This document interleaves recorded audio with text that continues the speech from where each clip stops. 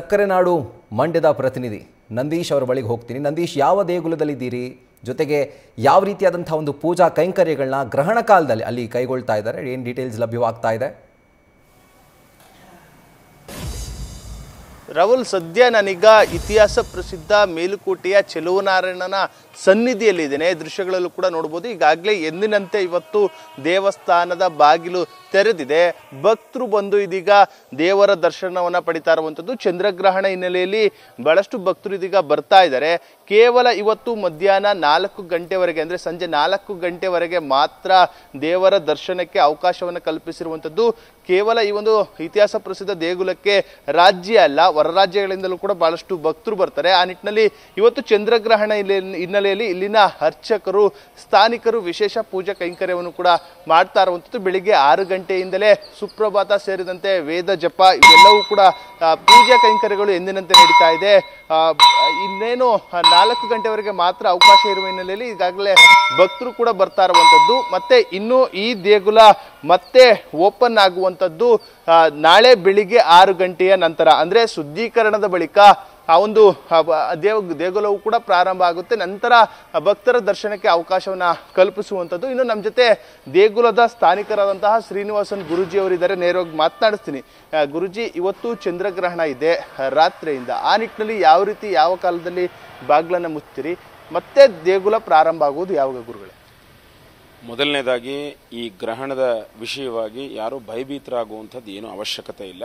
ಇದು ರಾಶಿ ಭವಿಷ್ಯದ ಕಾಲವಲ್ಲ, ಇದು ಪುಣ್ಯದ ಕಾಲ ಅಂತ ಹೇಳಿ ಮೊದಲನೇದಾಗಿ ನಾನು ಹೇಳಕ್ಕೆ ಬಯಸ್ತೀನಿ. ಎರಡನೇದು, ಈ ದೇವಾಲಯದ ಆಚರಣೆ ಮತ್ತು ಮನೆಯ ಆಚರಣೆ ಸ್ವಲ್ಪ ವಿಭಿನ್ನವಾಗಿರುತ್ತೆ. ದೇವಾಲಯದ ಆಚರಣೆಗಳಿಗೆ ಅಂದರೆ ಏನು ಅರ್ಚಕರು, ಸ್ಥಾನಿಕರು, ಪರಿಚಾರಕರು, ಪಾರಾಯಣಕರ್ತರು ಏನೆಲ್ಲ ಇರ್ತಾರೋ ಅವರೆಲ್ಲ ಪುಣ್ಯವನ್ನು ಸಂಪಾದನೆ ಮಾಡಲಿ ಮತ್ತು ಜನಗಳು ಪುಣ್ಯವನ್ನು ಸಂಪಾದನೆ ಮಾಡಲಿ ಅನ್ನೋದಕ್ಕಾಗಿ ಈ ಪುಣ್ಯ ಕಾಲವನ್ನು ಧರ್ಮಶಾಸ್ತ್ರಗಳು ಹೇಳುತ್ತವೆ.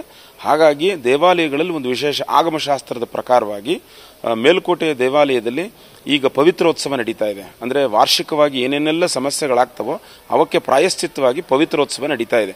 ಹಾಗಾಗಿ ಇವತ್ತಿನ 4 ಗಂಟೆವರೆಗೂ ದೇವರ ದರ್ಶನವನ್ನು ಭಕ್ತಾದಿಗಳಿಗೆ ಬಿಡಲಾಗಿದೆ. ಇಲ್ಲದೆ ಹೋದರೆ 1 ಗಂಟೆಗೆ ಕ್ಲೋಸ್ ಆಗಿಬಿಡ್ತಾ ಇತ್ತು.